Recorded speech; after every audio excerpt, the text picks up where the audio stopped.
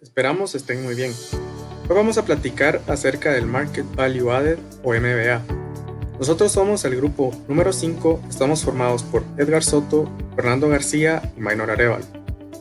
Antes de comenzar a hablar acerca del MBA, es importante que refresquemos algunos conceptos previos que son importantes para que lo podamos comprender mejor y realizar su cálculo. El EVA.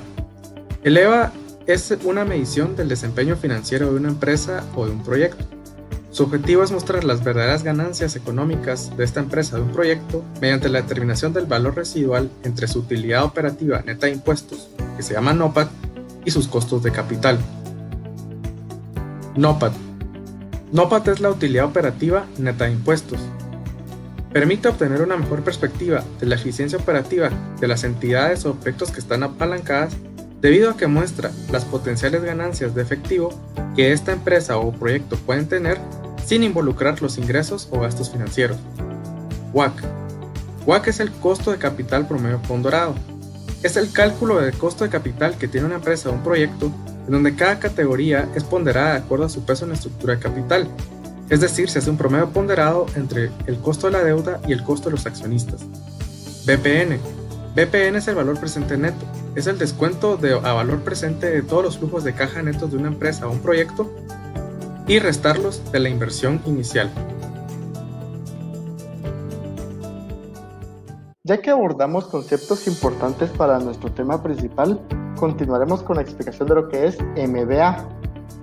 MBA son las siglas de Market Value Added, o en español, valor agregado de mercado. MBA es la cantidad de beneficios monetarios que una empresa puede crear desde su fundación o desde el inicio de un proyecto. Por lo tanto, es una métrica con la cual podemos evaluar distintas alternativas de proyectos y determinar cuál agrega más valor a nuestra empresa. Si lo observamos de forma gráfica, podemos decir de que inicialmente tenemos una inversión inicial y con esta inversión inicial creamos utilidades y crecimiento. A estas utilidades y crecimiento es a lo que llamamos MBA. Es importante mencionar que el MBA es acumulativo desde el inicio del proyecto o de la empresa. Diferencias entre MBA y EVA. El EVA mide el valor de un proyecto o de la empresa por periodos, mientras que el MBA mide el valor de la empresa o del proyecto desde el inicio.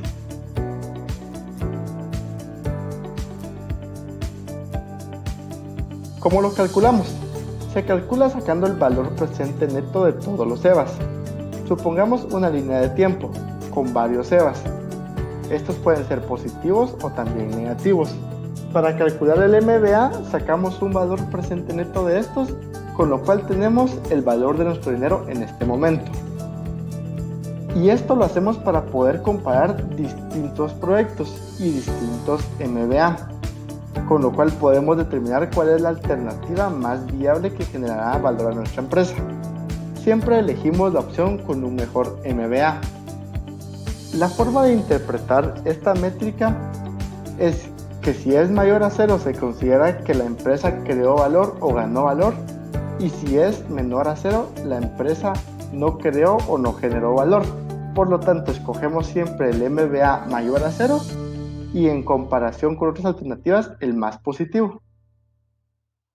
Su fórmula es el valor presente neto utilizando los EVAs y el WACC como tasa de interés. Por lo tanto, es la sumatoria de los EVAs de cada uno de los periodos dividido 1 más el WACC elevado a la T. A continuación les mostraremos un ejercicio práctico en Excel para que puedan observar la fórmula de calcular esta métrica. Ahora veremos un ejemplo de cómo calcular el Market Value Added para un proyecto. Para eso tenemos el siguiente enunciado. Una empresa quiere invertir en la apertura de una nueva división de manufactura para un producto con creciente demanda. Actualmente las ventas son moderadas, pero su estudio de mercado indica que tanto las cantidades como los precios deberían incrementar en los próximos años. Los detalles generales de la inversión se presentan en la tabla 1.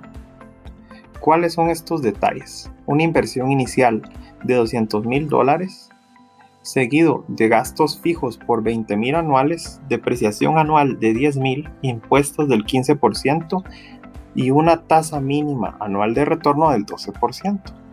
Después sigue el enunciado. Se espera que las ventas inicien en 700 unidades el primer año y aumenten en 100 unidades cada año hasta el cuarto cuando finalice el proyecto y se evalúe una reinversión. El precio unitario del producto iniciaría en $100 y se espera poder aumentar el precio de venta en $5 cada año. Se espera que los costos variables unitarios aumenten de forma moderada, iniciando en $30 e incrementando $1 cada año. El costo de capital es del 12% y el costo de la deuda para la empresa es del 8%. Además tienen una razón deuda capital del 50%. La pregunta es, ¿cuál es el market value added de este proyecto? Para eso tenemos que vaciar e interpretar los diferentes datos que nos da el enunciado. Los primeros son los de la tabla 1, que son los datos generales del proyecto. Pero además el enunciado nos menciona cosas como que el costo de capital es del 12%, lo mismo que la tasa mínima anual de retorno, y que la razón deuda capital es del 50-50. Además, el costo de la deuda para esta empresa es del 8%. Si calculamos un promedio ponderado con esta información, eso nos da el Weighted Average Cost of Capital, que vendría siendo del 10%. Esto nos dice que el costo del financiamiento para los fondos de esta empresa es del 10% si tomamos en cuenta su estructura de deuda capital. También podemos ver que el retorno esperado es la multiplicación de 200,000 por el 12%, la inversión inicial por la tasa mínima anual de retorno. Eso ya nos da dos datos importantes para calcular el market value added. ¿Cómo vamos a hacer este proceso?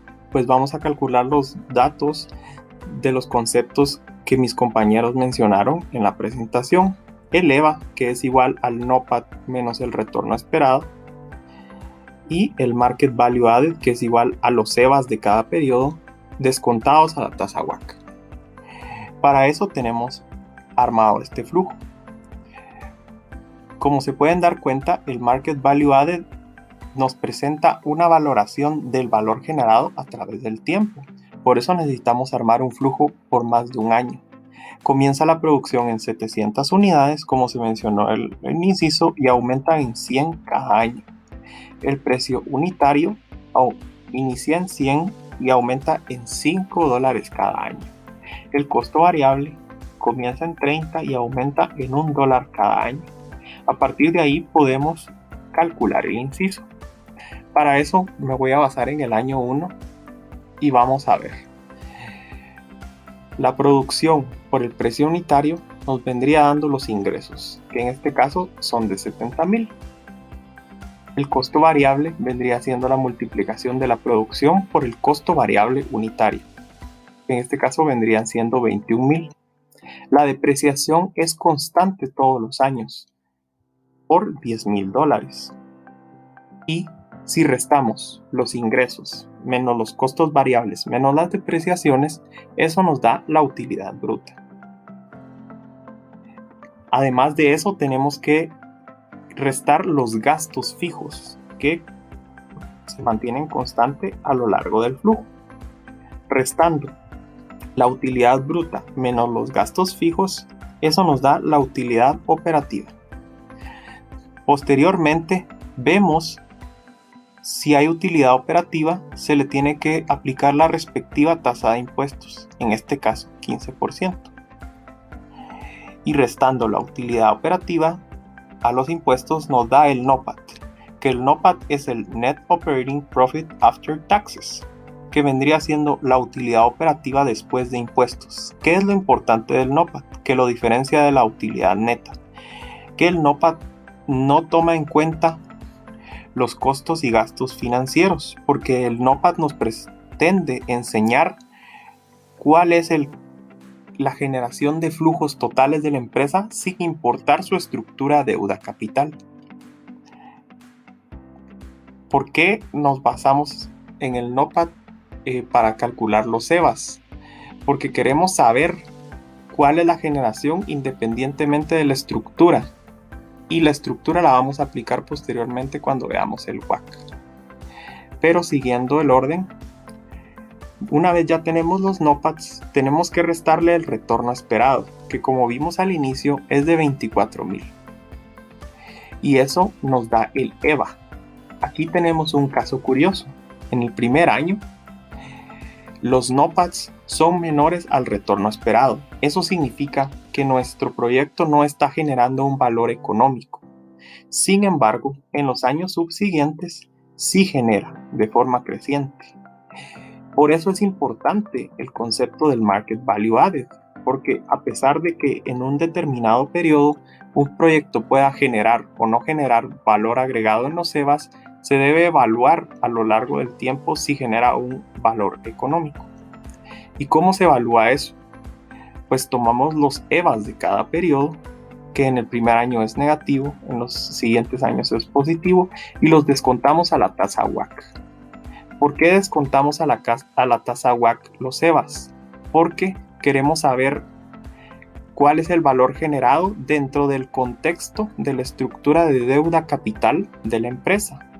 El WACC nos dice cuál es el costo de financiamiento de los fondos, tanto deuda y capital, y al momento de descontar el valor generado por el proyecto en los diferentes años por la tasa WACC, esto nos vendría diciendo cuál es el valor generado en el contexto de la estructura deuda capital de la empresa.